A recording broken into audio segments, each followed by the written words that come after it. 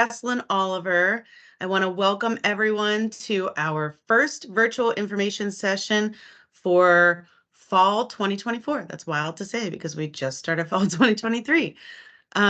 If anybody wants to turn on their cameras, feel free. I'll have mine on the whole time unless it gets, I might try to hide my face here at least because that gets, yeah, there, hide me. Now I can see everyone else's faces if you turn on your cameras. No pressure though, I understand folks are probably multitasking. I won't judge. So I am what is my title? Recruitment and Admissions Manager in the School of Social Work. I see a lot of familiar names actually, so this is fun. I'm sure I've either emailed folks or I've probably seen you maybe for a tour or something on campus. So thank you so much for joining. Sorry, I'm admitting some more people here. So I'm going to get things kicked off here, and I just want to give a little overview of what we're going to discuss today. What is social work? Some of you might be bachelor's of social work students. You might be a graduate from a BASW program, or maybe you're a theater arts major. Doesn't matter. So I'm going to kind of do a little brief overview of what social work is. Then I'll touch on the curriculum of our MSW program, as well as field education. And I'm going to get into course of study options and the different certificate options that align with each course of study option. And lastly, we'll get into the MSW admissions process, which our application just opened today. Yay! And additional supports last, and then we'll just wrap it up with some Q&A. So if everyone can save their questions for the end, that'd be great. That way I'm going to be trying to look over in the chat, but it'll probably be very difficult for me to manage both. So just save them for the end, and we should have ample time for Q&A, and hopefully I'll be able to answer all of your questions. And if I can't, of course, I will find that person who can in our department. So I want to first begin with introducing everyone to our School of Social Work admissions office staff. If you all can see Henry's bubble over there, that's Henry Cantu. He is our new director of admissions in the School of Social Work. So welcome, Henry. And Leah Mafrica is our recruitment and admissions coordinator. Leah is in the Student Services Center, which is on our 21st floor of the Cathedral of Learning. That's a one-stop shop where students can come speak to our registrar, admissions, a field office representative. Pretty much everybody's in there, either virtual or online. You're going to be able to get your answer questioned or a question answered very quickly upon walking in that office. And then lastly, me, recruitment and enrollment manager, like I said. So any of us can discuss that admissions process. Henry actually has a bachelor's in social work, so he's going to be able to, of course, discuss that career a little more in depth than Leah and I could, because our majors are a little different. Leah is a counseling major though, so she still is a helper. And next, I want to get into what is social work, just for those folks, and everybody's probably going to, yeah, you're going to meet my dog as well too, because she's decided to start throwing her toys around the room as soon as I got started. That always happens. Love it. So a social worker is a helper, essentially. They're going to be advocating for, oh, Henry, do you have your hand up? I do. Yay. Yes. I just wanted to say a few words. Unfortunately, I'm not going to be able to stay for the whole session, but I just wanted to add my welcome to you all. As Jesse said, I am the new director of admissions here at the School of Social Work. I've been here about a month. And as she said, it's hard to believe that we're already thinking about fall 24 when we've just started this fall semester. But I wanted to take this opportunity to welcome all of you. I know that your schedules are very busy, and we just appreciate you taking the time to spend part of your evening with us and learn more about the MSW program here at Pitt. As Jesse said, I've got a bachelor's degree in social work. My master's is in education, but I am very passionate about social work and the profession. And you're going to hear from Jesse this evening a lot of options and opportunities that are certainly available for students who earn their MSW. Things that you probably didn't even think of or know were possibilities. So just wanted to express my thanks to you for being here and welcome you. I leave you in very capable hands this evening with Jessie. She is the expert and in much of what our school does. She's been here for a number of years, and so she is definitely someone who will be a great resource for you, as will be myself and Leah in the admissions team. Before I leave, I did want to also extend an invitation to you, hopefully be the first one to invite you to our fall open house for MSW students. These virtual information sessions are great at providing you an overview of our school, but I am a firm believer that the best way for you all to make a decision as to whether or not this program is right for you is to actually come and visit campus and spend time with us, those of us who work in admissions, but also others within the School of Social Work community, our dean, our faculty, our program directors, current students, alums. We will be available during our open house to give you more information and hopefully give you a better sense of who we are as a school and what we have to offer. So our fall open house is scheduled for Saturday, November 4th, from 10 in the morning to 2 in the afternoon. And since you are attending this information session, you will definitely receive a formal invite and more information about the open house program and how to register to attend. So I really do invite you, if you are genuinely interested in our program, I hope you'll make every effort to attend the open house because, again, it's a great opportunity just to learn more about our school and meet others here within the School of Social Work community. So that's it. I will leave you. As I said, I leave you in capable hands with Jessie. Please, as she said, do not hesitate at all to reach out to me, Jessie, or Leah in the admissions office. If you have any questions, anything that may come up or you might think about after this information session, we are more than happy to address your questions and meet and visit with you in more detail. So thank you all again for your interest. I hope to be able to meet each one of you very soon in the future and have a great evening. So Jessie, I turn it back to you. All right, thanks guys. I put the link to that open house in our chat. And I put your email in there as well, just so they can get a hold of you if they have any questions. Yay. Perfect. Thank you. Great. Thank you. Y'all have a great evening. So I'm going to kick it off. A few of you might have missed. I just gave a little overview. That was Henry, our director of admissions. We also have Liam Africa in our team of admissions.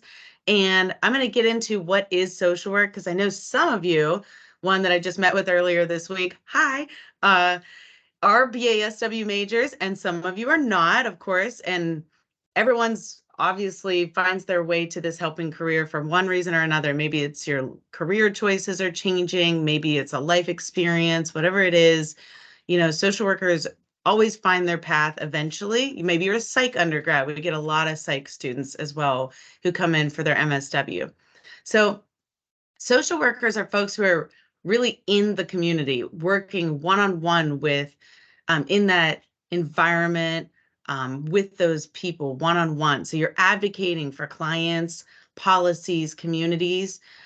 Sometimes, you know, the policies and communities are going to get into that broader option of social work. We'll talk about that later. Educating clients and communities and teaching new skills, referring clients and communities to essential resources. So you're always advocating. That's what they're going to always, you know, reiterate to you in this program is advocate for yourself, advocate for those clients. You're counseling clients. You know, you can get your LCSW, you can be billing an insurance company by the end. So you're counseling clients who need that support and assistance in any way. You could do research potentially, social work problems, seek solutions, go on for our PhD after the MSW. You can participate in political systems to help improve lives of clients and communities. That's that COSA, big picture social work option that we'll talk about later as well. And I want to get into those standards of social work that are set by NASW Code of Ethics. So National Association of Social Work, that's what NASW is. It's the primary work of social work profession. It's to enhance the well-being and help meet the basic needs of all people, with particular attention to the needs of people who are vulnerable, oppressed, and living in poverty. So again, a lot of you in here are familiar with social work, but these are those values, that you're going to see, these core values that social workers all live by, that you're essentially binding to once you take on this career. So example of careers in social works, you can get into government work, schools, be a homeschool visitor. In the state of PA, for example, our homeschool visitor certificate is recognized by the state of PA. Let's say you earn your MSW here in PA, then you want to move to Florida. You'll have to transfer your licenses once you move to a different state. You could work in an integrated healthcare setting, like a hospital. So that's really popular. My wild dog that you're going to hear squeaking her toys and throwing a bone around this entire meeting, she and I work she's a volunteer at Children's Hospital. So on every single floor that we go into, the social workers are actually the ones that coordinate that entire program and tell my dog what patients she needs to visit and everything. So they're actually grads from our program. So you could work in a private practice, being a one-on-one therapist, children, youth, and families, working for Allegheny County, perhaps. You can work in a nursing home.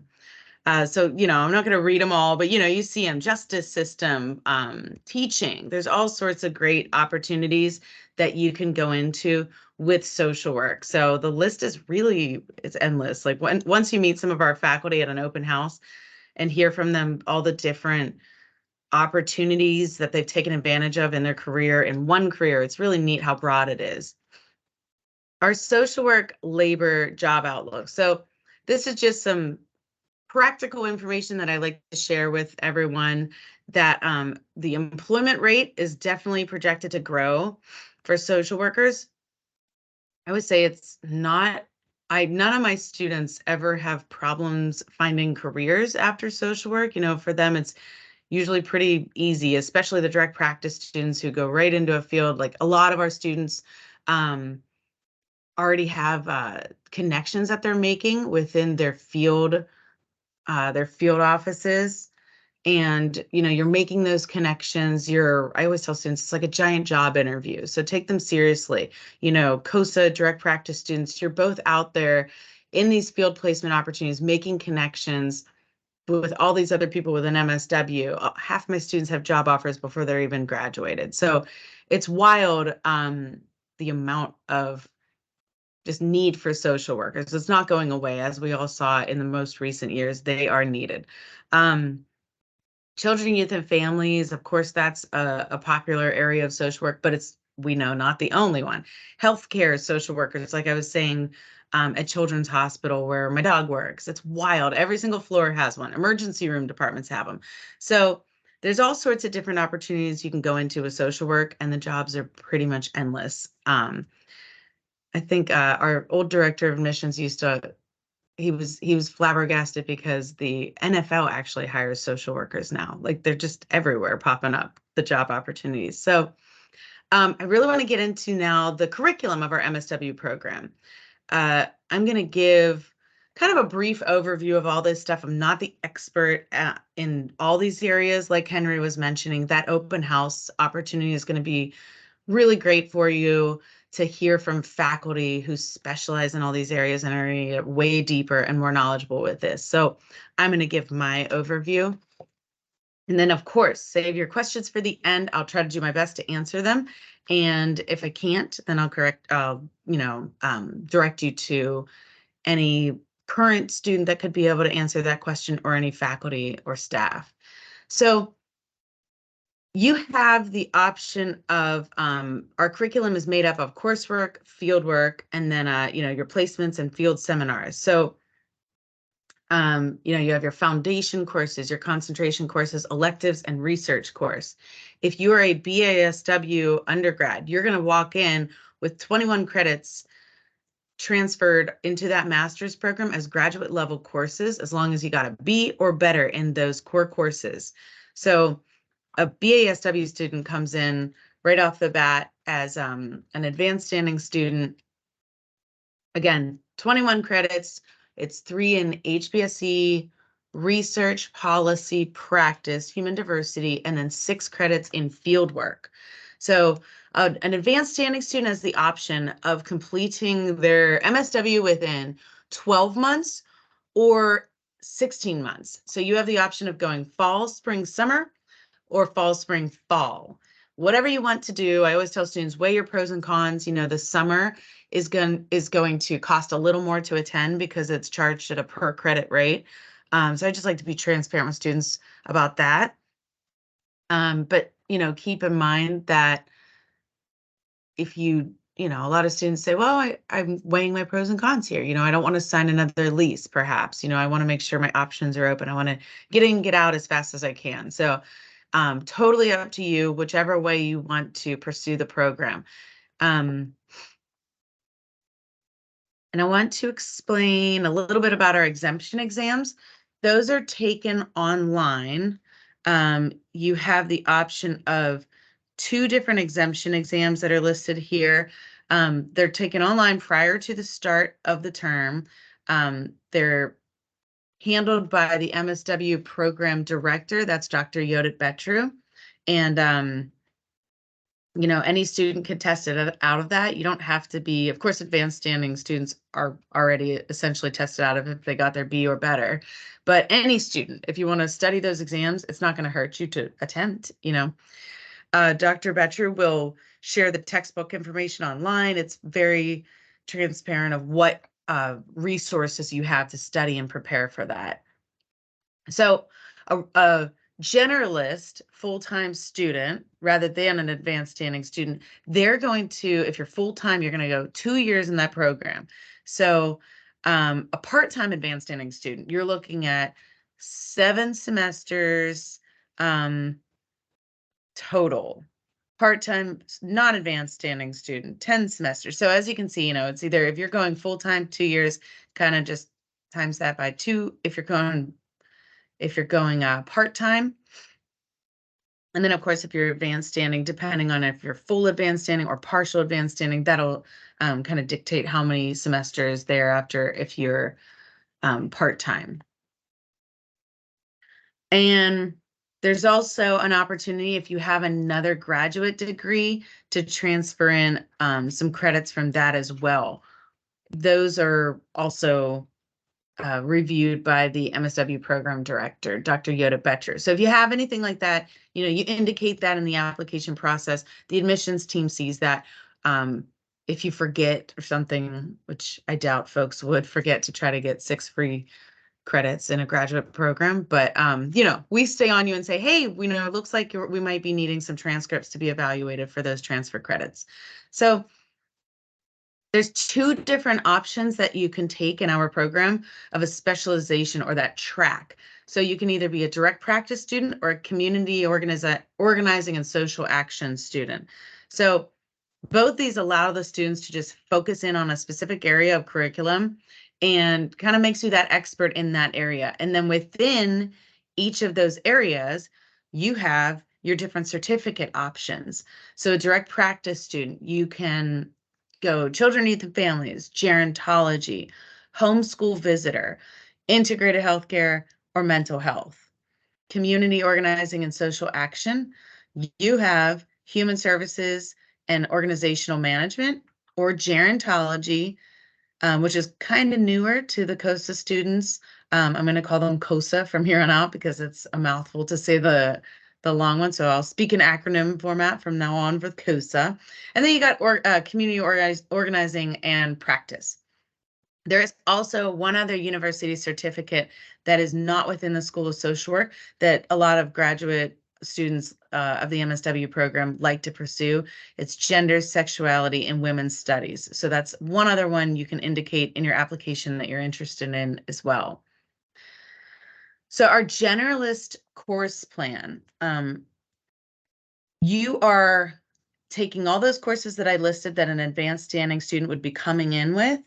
HBSC 1 is starting out, and then you're going to go on to or have social welfare, generalist practice, diverse populations. You're going to have 3 credits in field. And then your spring term as well, you're going to have your 3 credits in your generalist field placement. You're going to do research, and then you're going to have those second level HBSE, a skills course, and a policy course as well. So that kind of gives you an overview of that plan. And then this is a sample direct practice course plan. And don't worry, I can share these slides. I don't feel like you have to jot anything down if you happen to be taking notes. This is just an example of what spring term 2 would look like, 3 and 4.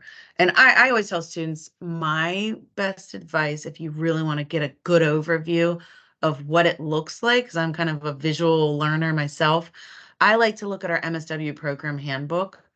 And I think it gives a great layout of what pursuing the program looks like for any type of student, advanced standing, part-time, advanced standing, full-time, non-advanced standing, whatever it might be. And then it hones in on, am I direct practice? Am I not direct practice? Am I COSA? So that's a great opportunity as well to get kind of a deeper dive. And DP skills elective courses. These are just some of the options that I like to list for students. Fun fact, at the open house that Henry was mentioning, we are going to have little like course samples, if that makes sense, like tiny, sorry, let me try that sentence again. Tiny little courses that are like about 20 to 30 minutes where you'll be able to sample the curriculum. Last year we had, I want to say it was grief and loss, and oh geez, I can't remember what Dr. Betcher taught. I think we had group interventions, and I can't remember what the last one was. But it's a fun way for you to sample the coursework. Dr. Melnick taught a COSA class. So it's just fun. You get to come in, sample the curriculum, see those professors in action, and really sample it out. Like, you're not just hearing from an alumni panel, current student, faculty, and everything, but then you're really getting in there and getting to kind of do little mini audits of courses. So here is a COSA course plan, and this gives you a layout of what their second year looks like. Now, keep in mind, if you're not advanced standing, that first year is going to look the same for direct practice or COSA. So this is what your, for that first term, sorry. So this is what your second term looks like, your fall and your spring of your second year. So hopefully this isn't too much. I feel like it gets a little too in the weeds. And then here's some COSA skill electives that you have options of. So, you won't see as many COSA electives because the COSA program, that cohort is always a smaller cohort for sure than the direct practice students, but they're a tight crew for sure. And is there anyone in here who is planning part-time? Can I get a show of hands? Because I don't want to go wildly into it okay, cool. All right, yay. We have at least one part-timer. So perfect. So I will absolutely get into it. And I don't know how to lower your hand now. Sorry. Oh, yay, you did it. So these are the layouts, and it's probably super tiny. Sorry. I tried to make it as big as I could, but I wanted at least my part-timers to be able to see what it would look like as a direct practice student, whether you're advanced standing or not. So I literally kind of copied and pasted these images from our MSW program handbook that I mentioned earlier. So great layout for you to see what fall term 1 looks like, spring, and then our part-time students, you're going to always have to attend in that summer to keep you on that coursework and in line with that curriculum. That way you don't miss out on a course and then it kind of throws you off of the course cycle. So, keep in mind as a part-timer, you have obviously less courses in per term, but that summer term is required for sure for you to just stay on track. So that's the direct practice outline. And this one is for COSA students here. So kind of the same thing in the beginning there that you'll see for those first few terms because you're getting those generalist courses done. And then it gets more into the specific COSA curriculum choices. So I hope that was a good enough overview for part-timers. But as always, for all of you, I really do recommend that MSW program handbook if you want to get a big visualization of it. So we do have a number of joint programs for MSW students to pursue. There is GISPIA, or Graduate School of Public and International Affairs. With that school, you have the option of 3 different master's programs: Master of Public and International Affairs, Master of International Development, and a Master's of Public Administration. So a lot of different opportunities there. And then one of them that's really popular is our Graduate School of Public Health joint program. I actually have a student working in the admissions office right now, current MSW MPH student. So if anybody wants to talk to her, just, let me know at the end or shoot me an email and I'll absolutely connect you with her. And then we also have the MSW in Theological Seminary. And you know what? I forgot to put one on here. So we have the MBA as well. I don't know how I forgot that one. So we used to have education and law, but right now they're kind of taking a pause from that joint program. So joint students, the best way to explain that program is when you are predominantly enrolled in one for the first year, then think of it the next year going to be predominantly enrolled in the other. So every year, no matter what, though, you will be in at least one course of the other program. And then, let's see.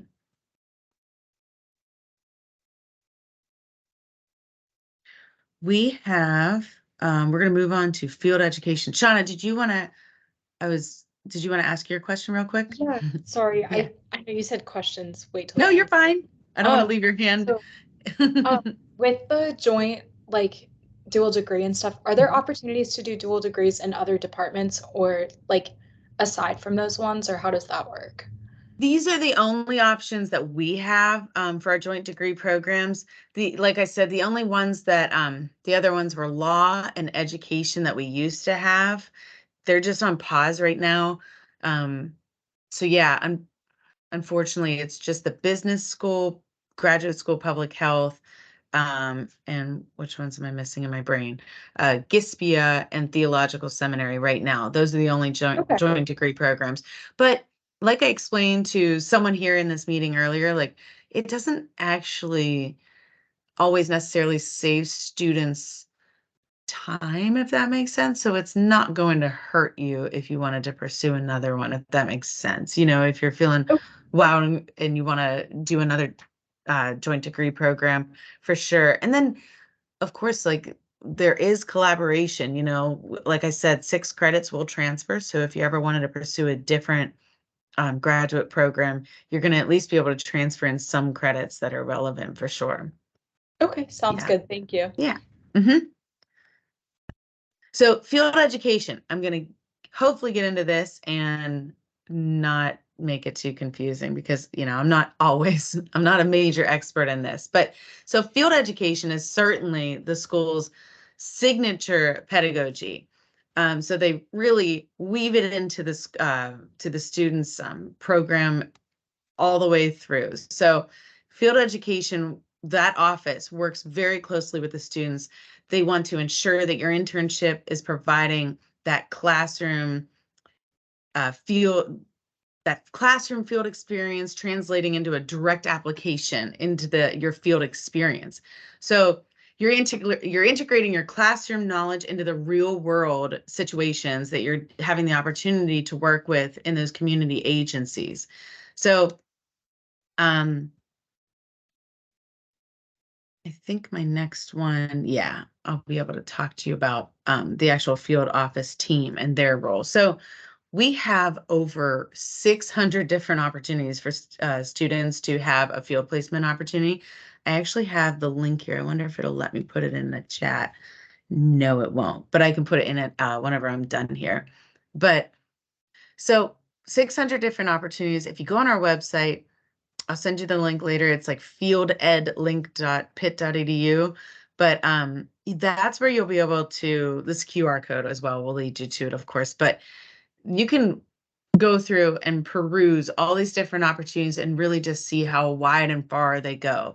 They're all over the communities, whether it be, directly in the city, or maybe you say, well, I live in a suburb outside of the city, like me, you might say, I needed to be closer to my home, or you say, I needed to be on the bus line. Whatever restriction you have, trust me, the field office will have an option. So there's tons and tons and tons of opportunities. All of these field placement opportunities have somebody with an MSW who is your field advisor. So you're in good hands, and they make sure of it. They do training every year with all of those field advisors. And, they commit to helping to train the students in that hands-on experience. So as with that field office, you're going to have the option, or you're going to have that opportunity. Like I was saying, you're going to have 3 folks who are working directly with you. You're going to have your field advisor. Now that's your faculty member who's going to be helping you to your match you to your field experience. So whenever you sign up for it, you're going to be giving any restrictions that you might have or needs that you might have. You might say, like I said, bus line is needed, or, I don't even have a car. It absolutely needs to be on the bus line, or I want to make sure it's in this area, or that, whatever, or these are my top 3 preferences. So this is the person you're working with directly to help match you to those opportunities. They are going to be helping to set up an interview for you. They're going to be helping you apply for those positions. Once you apply and you're accepted to a program, they're going to be helping you accept that offer formally and sign that paperwork, get you on board with them. Then you have your field liaison, the faculty member who's going to visit once per term at your field site to see how you're doing. So you're not alone in there. Your field liaison is 100% with you every step of the way, making sure that you have support, that you're not lacking support there for sure. They want to make sure that everybody's on the same team. And then you have your field instructor. So this is an individual, like I was saying, with 2 years post MSW experience. So this isn't just some fresh out of school, MSW. This is somebody who's absolutely has the proper credentials to be able to supervise you and make sure that you are set. And like I said, they do training with these individuals. They make sure that you are properly taken care of during that experience. And so this is where, I want to get into a little more about that interview process. So the goal is to match you to a field placement site where your opportunities are to meet those competencies of social work, those 9 areas of social work practice. I put the QR code in there because I didn't want to list all of them because it's a lot, but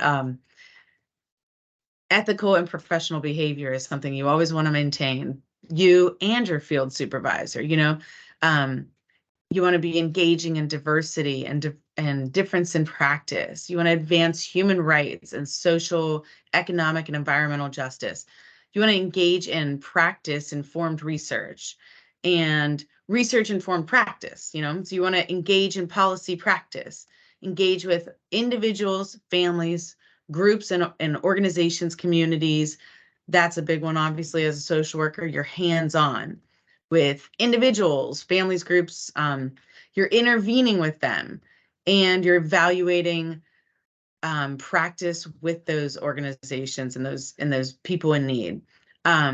So the process of field matching is, like I said, you're sitting down with them, you're discussing it in depth of all those requirements that you have, any needs that you have, all your preferences, and then you're going to interview, and then in the end, a confirmation matching you officially to that field placement option. So it's divided into a generalist experience for that first year MSW And then for your second year, you're considered advanced standing. Now, you or BASW students, you're going to be considered a second year student in that first year because you come in with those 21 credits. As long as you have that B or better. So, you're going to come in considered that second year. You've already, in theory, taken all of those classes and passed them of your core coursework. So you're going to hop right into your specialized field placement. So that generalist experience is going to focus more on the development of foundational social work practice and field placements, focusing on work with individuals, groups, families, and community organizations. So that's 360 hours, 16 hours per week. So obviously it's a big commitment. We don't recommend that students do a full-time job with this, or, as you're going full-time coursework, it's going to be pretty tough. So you can see it's a big commitment of hours. And then your specialized field placement option, whether you are COSA or DP, you are doing 720 hours. So this is the one that it's amped up. You're in more depth, getting more experience, and now they know you're a social worker. You already have those, you're developing the skills. You are now in your second level. You've passed your second level policy and practice courses and research. Like, you're in it, you know it. Now you're getting to do the nitty and gritty work. Of course, with field placements, depending on where you go, it's going to require, standard clearances and trainings and background checks. If you work for Children's Hospital, you might have to do extra background checks, whatever it might be. So just keep that in mind as well, that'll be a requirement. And that takes time sometimes for those things to process. So, the sooner everything gets processed and in line, then you can get, do whatever is necessary for obtaining that field placement. And then I want to get into the fun part, the admissions process. So, like I said, I'm excited. Our application is open now, so yay. Our final application for fall 2024 is May 31st. So you have to have a complete application in order for us to review that application, that admissions committee to review.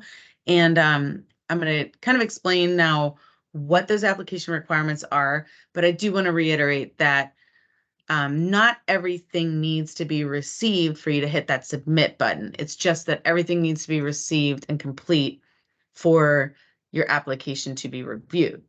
So, application components. We want to see a personal statement. As of this year, we've tried to make the personal statement a little more specific for students so that I just feel like students were stressing a little bit too much about personal statements. Like, well, if I write about dolphins, will they not think I love whales? Or, and I want students to just relax and write about the prompts that we specifically are asking for, why Pitt, why Pitt's, or why an MSW? How's that going to help develop and further your career goals? We want to see a resume upload or a CV upload. And we do not have an application fee this year. So all it's going to cost you is time and sending official transcripts. You upload your transcripts, or not upload, sorry, you request your transcripts officially directly through the GradCast system. So it can get a little confusing in there. So of course, always reach out to me or Leah if you get confused at all. Some universities participate in electronic official transcript sending and some do not. So you might get in there and say, why can I not find my university? Why is this not working? So, don't fret. There's always options. We're going to work with you for sure to make sure that you're not getting stressed out during this application process. We certainly don't want it to become a stressor. 2 recommendations are required for the application to the MSW program. 1 professional and 1 academic is what we recommend.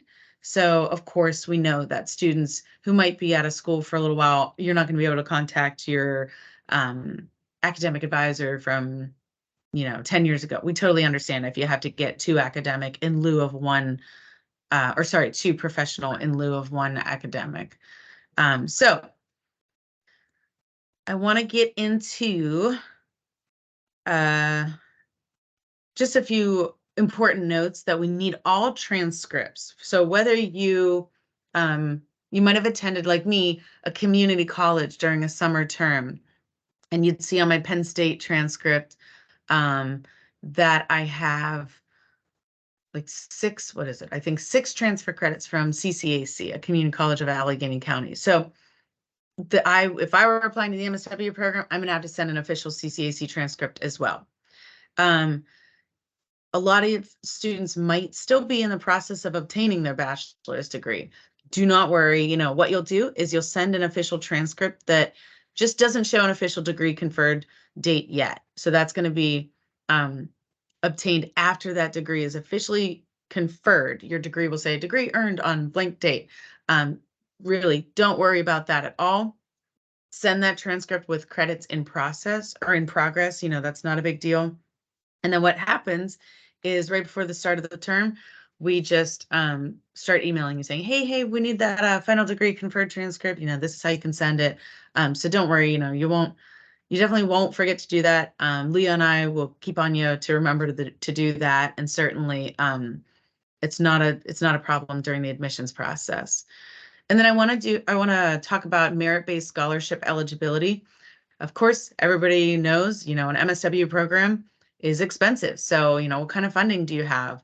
So if you have a 3.4 GPA minimum, then you will be automatically assessed for a merit-based scholarship. So that's great. Not many MSW programs or graduate programs at all offer scholarship opportunities. So, be really mindful of that. Make sure that for some students, they want to finish up a class or a semester before they submit that transcript so that it ups their GPA, and they want to have that highest GPA to be considered for that scholarship, because you are considered upon review of that complete application. So whatever those transcripts look like at that point, that's the GPA we're looking at when we make that decision. You have to be full-time to be eligible for a scholarship opportunity. And then what happens is in your admissions letter, you would receive that yearly annual amount, and it would be broken up. Let's say it's, you get half of it in the fall, half of it in the spring.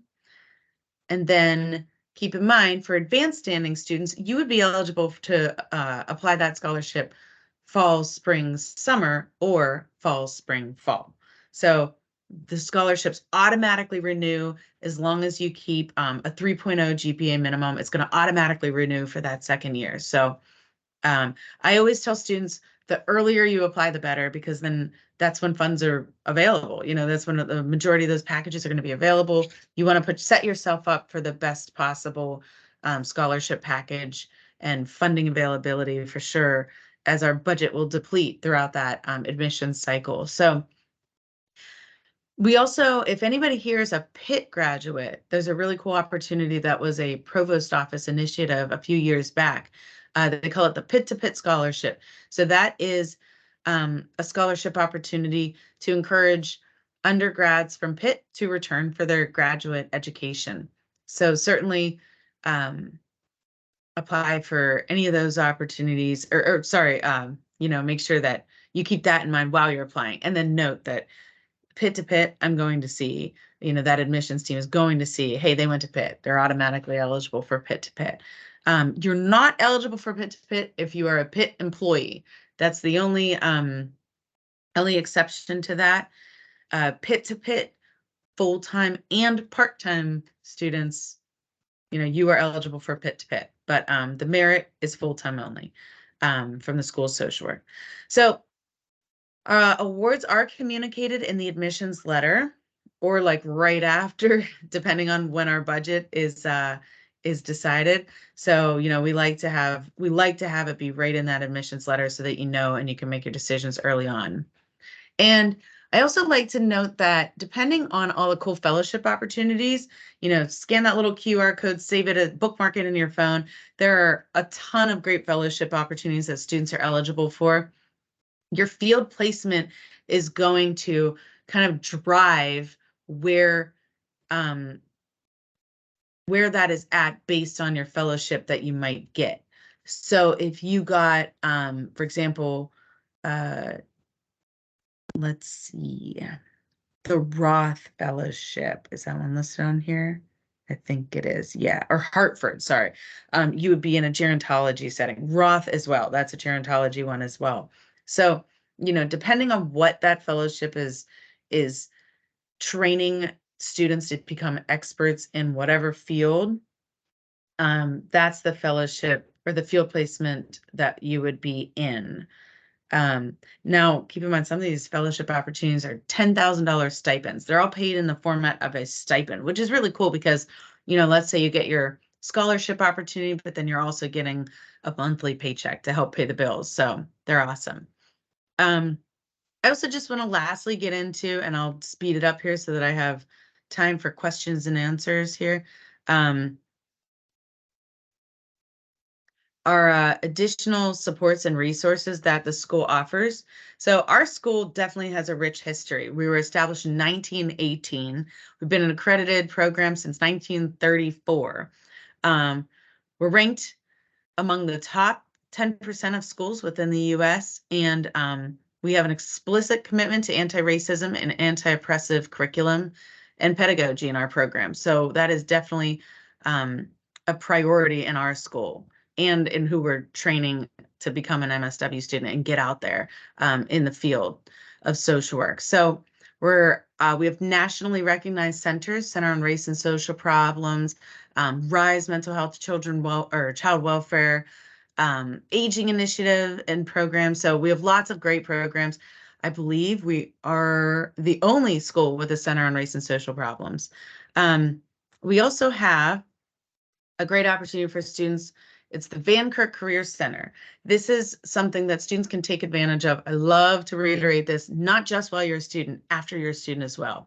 So, you have workshops, they're going to do professional photo days, mock interviews, all sorts of great opportunities that you can see here that are going to prepare you for the field and getting out there, like your first job, how to negotiate your salary. They're going to have a seminar on that, a workshop on that. So great opportunities for that as well. And our licensure pass rate. They haven't released the numbers yet for the most recent year of the pass rate. So I'm offering 2021 pass rates, but as you can see, the pass rate is the national average is 80, or what is it? Ours is 89%. The national average is 75%. And then that LCSW, when you become your licensed clinical social worker, our pass rate is 91 and the national average is 74.8. So you can see we're definitely preparing our students well for that test upon completion of the program. And like I was saying, there's different supports too in addition to that Van Kirk Career Center. So I like to remind students you can make this program as big or small as you want it to feel. It's quite a small school as a school social work program, but you're at the University of Pittsburgh. So you have many, many, many different opportunities that you can take advantage of. You can join the internal schools student executive council. You can join the larger University of Pittsburgh's government, professional and student government. That's for graduate students. There's a Union of Black Social Workers. There is a writing coach within the School of Social Work. There is a library liaison. Arif does trainings at orientation and after orientation that prepare students on how to navigate that system that, that can be intimidating whenever you come to a school and, Hillman Library, wow, how do I even find a resource? How do I write in this format? Things like that. Pitt also has awesome health and wellness opportunities for students. You all have a really, really great gym that I'm super jealous of. And there is the Office of International Services for international students, disability resources services, and you get free transportation with your PIT ID. You also get free access to the Carnegie Museum, all sorts of different museums. And then there's like fun free days for Phipps Conservatory, all sorts of cool stuff you get with your PIT ID. And I swear, if you walk down Fifth Avenue in Oakland, you're going to be able to get a free t-shirt and some sort of free lunch, guaranteed the first week of classes at least. And quite often they'll do free food truck options as well outside, like William Pitt Union. And another one that I forgot to mention here, in William Pitt Union, there's also a designated graduate student only study room. So kind of a place for graduate students to go and where it's a little quieter and more relaxed and they can chill out. So now we have, quite a while left for Q&A. If anybody has questions, don't be shy. You can raise your hand or